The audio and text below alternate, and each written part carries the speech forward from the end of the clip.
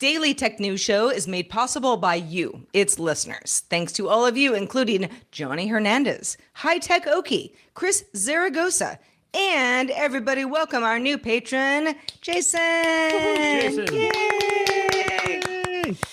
On this episode of DTNS, competition kills Jabra earbuds. Eventually, new advances in the science of water purification involves beetles, sort of.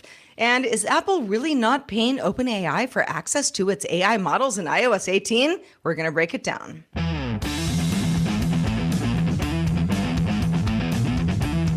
This is the Daily Tech News for Thursday, June 13th, 2024. From Studio Animal House, I'm Sarah Lane. From Columbus, Ohio, I'm Robb Dunewood. From deep in the heart of Texas, I'm Justin Robert Young. And I'm the show's producer, Roger Chang. We've got a good show for you all today, and we're going to start that show off with the quick hits.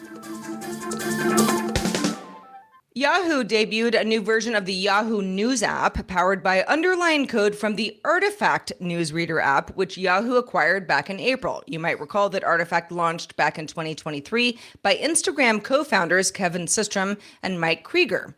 Artifact is now part of the Yahoo News app and makes heavy use of AI, using algorithms to serve its readers highly personalized content based on what news stories they engage with and have engaged with in the past.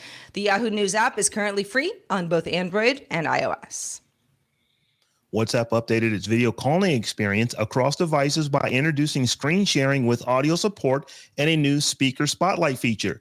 WhatsApp is also increasing the limit of video call participants up to 32 people and will now also allow users to have up to 32 people on a single video call across devices. Prior to this update, WhatsApp had a 32 participant limit on mobile devices, but Windows and Mac OS users could only use 16 and 8 participants respectively. Japan's parliament enacted a law on Wednesday aimed at promoting competition in smartphone app store sales by restricting Apple and Google from limiting third-party companies from selling and operating apps on their platforms. So the new law prohibits iOS and Android operating systems from preventing the sale of apps and services that directly compete with the native platform's own, and will prohibit Apple and Google from giving priority to their own services in internet search results. Amazon Web Services has introduced passkeys as a new method for multi-factor authentication and remind users that root AWS accounts must enable MFA by the end of July 2024. Passkeys leverage public key cryptography to sign a challenge sent by the server used for verifying the authentication attempt. They are less vulnerable than one-time passwords to phishing and man-in-the-middle attacks, are syncable, and support multiple device and OS architectures. Amazon says customers can unlock passkeys through Apple Touch ID on the iPhone, Windows Hello on Windows laptops, and other platforms that support passkeys. A site called EpicDB that tracks titles in the Epic Games library may have just leaked a ton of upcoming games, as first reported by WCCF Tech. EpicDB was taken offline shortly after it posted information scraped from the Epic Games Store catalog on Monday, but then other publishers like Bethesda, Sega, Sony, Square Enix, and others were included in a series of screenshots posted by a user on a Reset Era forum, some under apparent code names.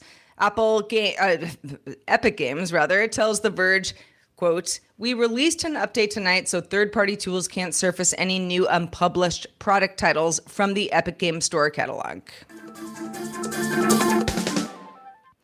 All right, everybody have some liquor because we have to pour one out for Jabra, who is exiting the consumer earbuds business. This was very, very surprising to me, and here's why. So the announcement from Jabra comes right at the same time that it unveiled new models of its earbuds, the Jabra Elite 10 and Elite 8 active earbuds that are due later this month. Look good, sound good, everything seems good. Peter Kolstromer, CEO of Jabra's parent company, GN, says the decision to wind down the earbuds business in general was, quote, part of our commitment to focus on attractive markets where we can deliver profitable growth and strong returns. So obviously the earbud market, not part of that. The Jabra Elite consumer line will be discontinued, as well as the Talk, which is the mono Bluetooth product line. Back in 2023, late 2023 of last year, Jabra more or less pivoted the Elite line towards the premium segment in a move designed to compete with Apple and Sony and Bose. And there are others as well. Jabra also says its target markets have changed over time.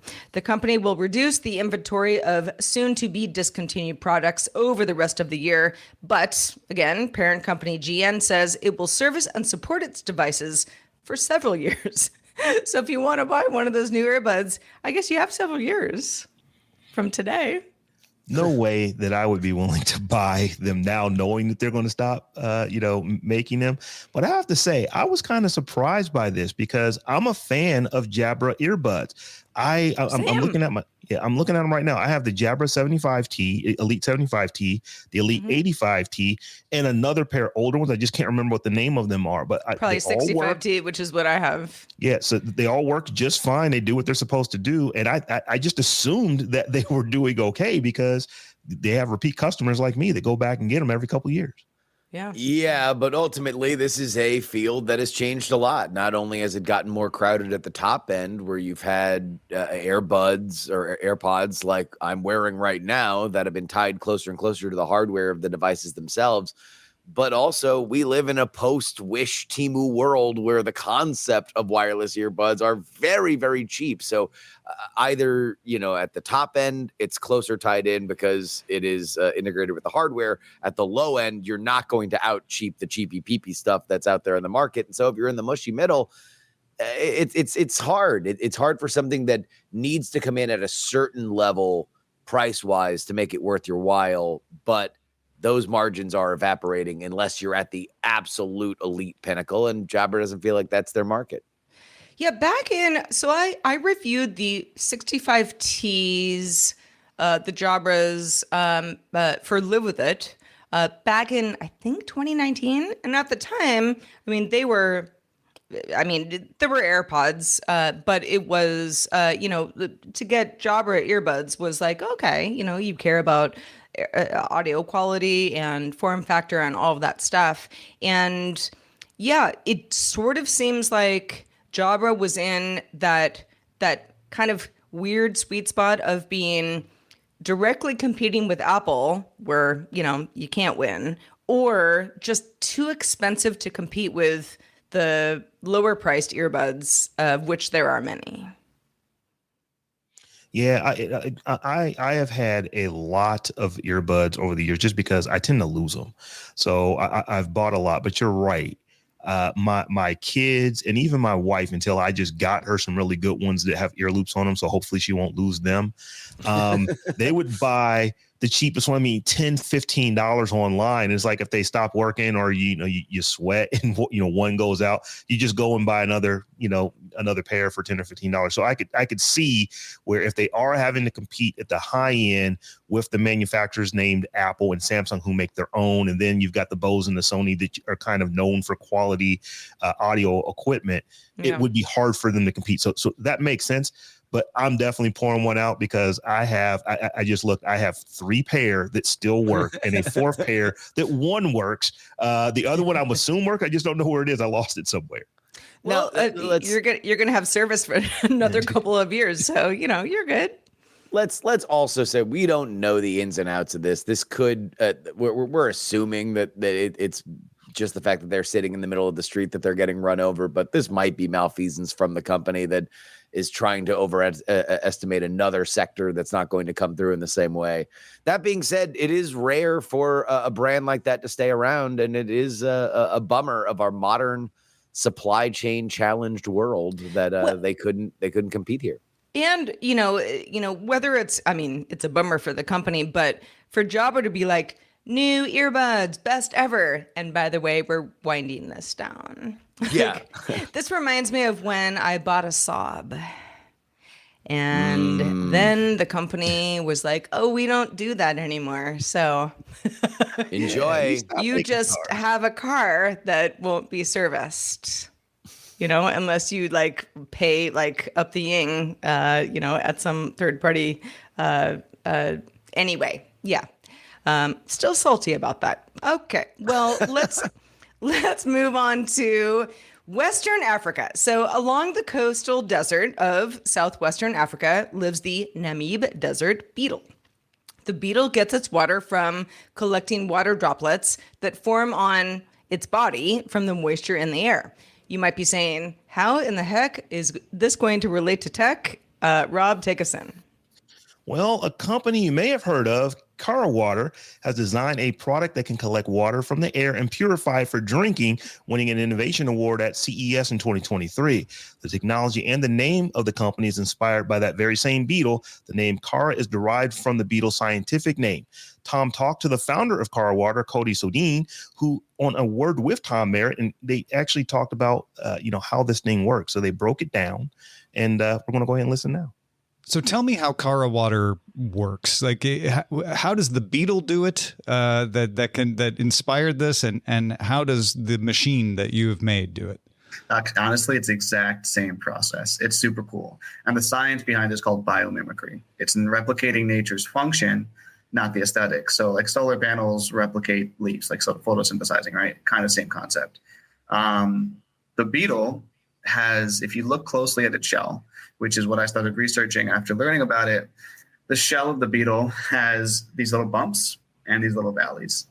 The bumps have a coating that's similar to the stuff that you find in your shoebox, that little packet, silica. It naturally adapted to produce silica on its shell.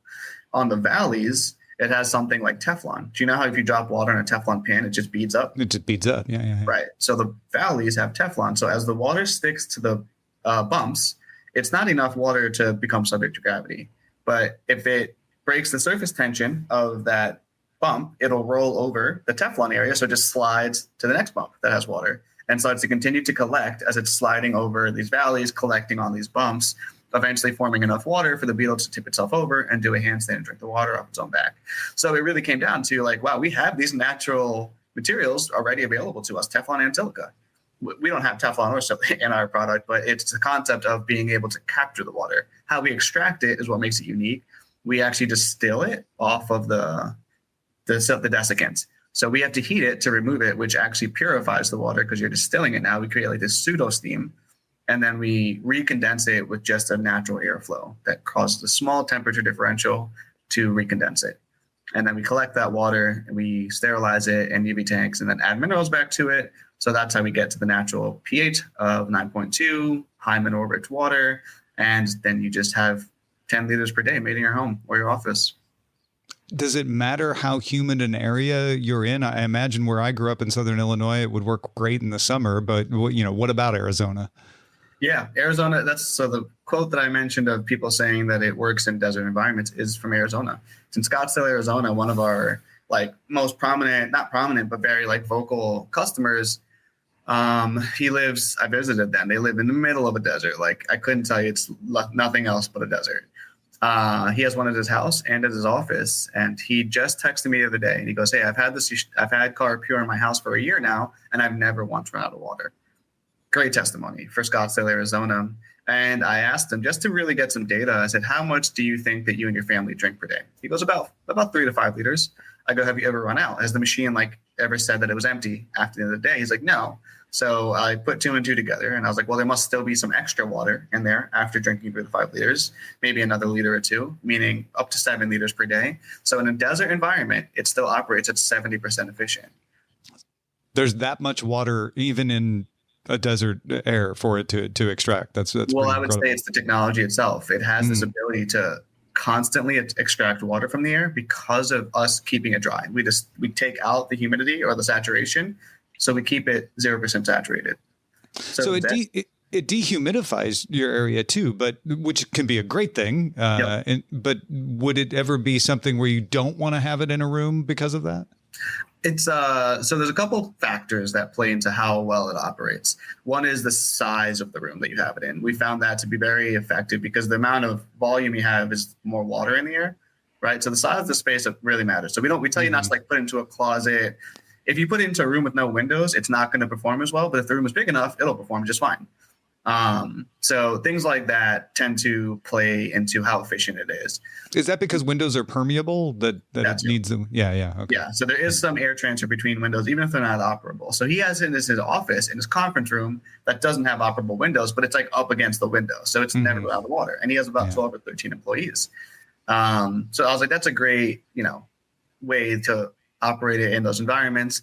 What we do say is we'll see like a 5% drop in humidity in like a high humid place, maybe like a 2 to 3% in a lower humid place, because there's a lot of water in the air, regardless of where you live. So you're never going to run out too much, and it goes into standby after it's full. Kara is currently sold out, but you can reserve a future version at karawater.com. They sell for $4,899 or around $238 per month if you want to spread out the payments with 0% financing. You can hear the full interview on the latest episode of A Word with Tom Merritt at awordpodcast.com. By the way, did you know that Tom has a newsletter of tech news from his perspective that gets delivered to your inbox every morning? I read it. Newsflash, he does. And he's making it a free preview for all subscribers this week. Usually everybody gets it free on Thursday, but it's free all week for everybody. So just head to freetechnewsletter.com. Bloomberg's Mark Gurman reports that following the news that Apple will use OpenAI technology in its upcoming iOS 18, neither Apple nor OpenAI is paying the other for placing ChatGPT into Apple's ecosystem. Apple reportedly thinks that exposure OpenAI will receive from being on hundreds of millions of Apple devices is of equal or greater value than monetary payments. Apple will utilize OpenAI's GPT-4o model to power various AI tasks on iOS 18, iPadOS 18, and macOS Sequoia, but the deal is not exclusive to OpenAI. Apple is still in talks with Anthropic and Google to offer their respective chatbots as an alternative option, with some sort of agreement for Google's Gemini expected to be in place later this year. So Justin, is this a legitimate distribution model for ChatGPT? Normally as a creator, I would say I'm not interested in doing things for free, but they are going to be installed on somewhere south of 1 billion devices. That might change things. With all respect to us as independent creators who are very, very entitled to everything that we get for our hard work, this is a little bit more of a complex situation when it comes to exposure, although obviously that is a trigger word for many. I was surprised. The idea that I had coming out of that announcement was that Apple was paying OpenAI, and that was kind of that they were going to have to shop retail to make up for the fact that they were behind in this world, and they were going to be the first ubiquitous device to put that kind of AI built into the OS going forward, with OpenAI being essentially its preferred chatbot should the system within Apple Intelligence not get you to where you need to go. That being said, if this is looked at by Apple as, hey, you guys are the new search engines. And I don't know if you've seen the reporting, but Google pays us in the billions yearly to maintain their position as the default search engine in Safari because they believe it is that worthwhile to their business. Then ChatGPT, congratulations. The first one's free. Come on in here. You're going to get a ton of data based on the usage that people have. This is AI rollout to the normies, the likes of which you'd never be able to do by yourself. But going forward, just know there's going to be other options. And at a certain point, you're going to have people that are possibly even Google that will want to pay a pretty penny to be in that top spot. Yeah, I think that Google will back up a Brinks truck if they put Gemini on here. So I was shocked too that there was no money that was exchanged, between these two companies. But then as I'm reading it and I'm thinking about it, and I've looked at a couple other people's comments on this, I'm kind of thinking that Apple is playing, I don't even want to say it's a long game, because I think this game might be like end of year type of game, to where saying, hey, we're just going to show up on nearly 1 billion devices and let the bidding begin when Anthropic gets into the game, when Google probably is going to get into the game later this year. I think that there is going to be a bidding war, And, that's where this is ultimately going to end up, because Google has to win here. Search is their thing. And even if ChatGPT was able to take 5%, 10% away, that is probably billions of dollars. I wouldn't even say per year, probably per quarter, as far as Google is concerned, with their revenue. So they've got to win. So I'm just wondering, is Apple just setting up a bidding war for sometime later this year? Yeah. I mean, I don't know that Apple really cares to do that with Google. I feel like, Apple's kind of on its, on the playground. Apple's like, I'm doing my thing over in the corner. And Google, Microsoft, and other companies feel like they're a little bit more in, the game of like, okay, who's going to win here? Apple's like, I don't even want to deal with you guys. I'm doing my own thing. Well, Apple would like to get paid for somebody to try to get that market share, because that's what they have done with search, while they have not built a search competitor. And Rob, I think that you are dead on. There was the buzz a few months ago about OpenAI building a search competitor to Google. They have a search competitor. It's called ChatGPT. And the more people rely on it, we are looking at a world in which the changing behavior is going to tilt more toward asking generative AI to find search results for you, with what we understand as search now to be looked at as kind of archaic. That's where the market is going. There's a reason why it feels like we always wind up getting back to the existential threat that this does represent to Google and its AdWords empire.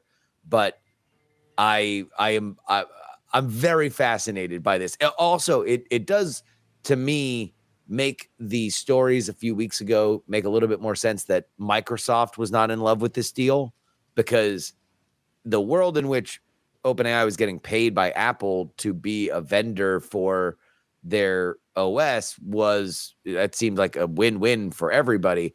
If there's no money involved here, I can see a little bit more reaction from Washington State.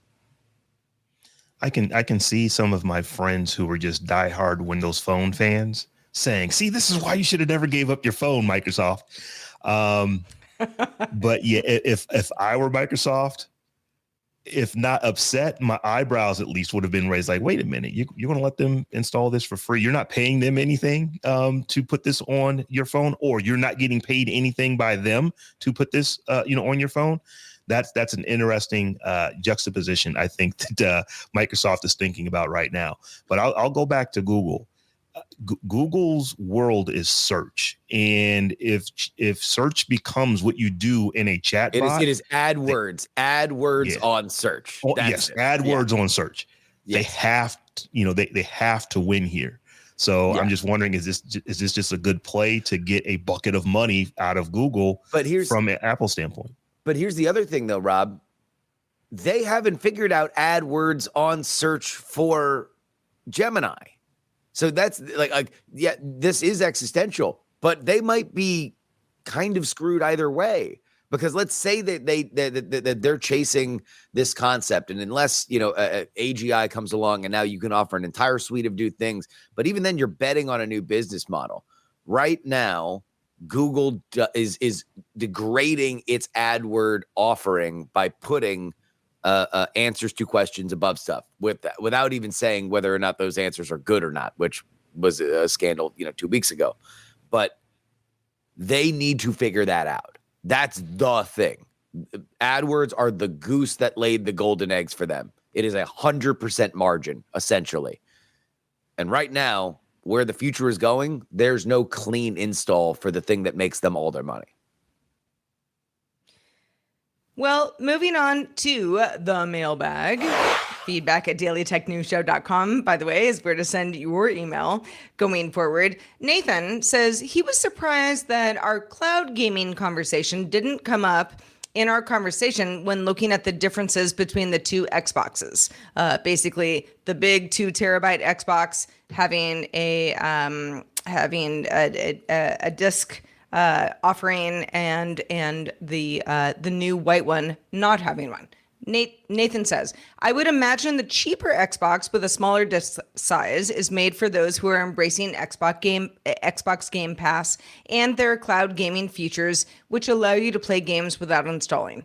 As this is a new and more modern way of playing games, the old guard are probably still a little bit more reliant on discs and prefer to have physical discs. To me, it would make sense that they would need larger storage and an optical disk drive, while the model without a disk drive is geared towards those with a use case requiring less storage.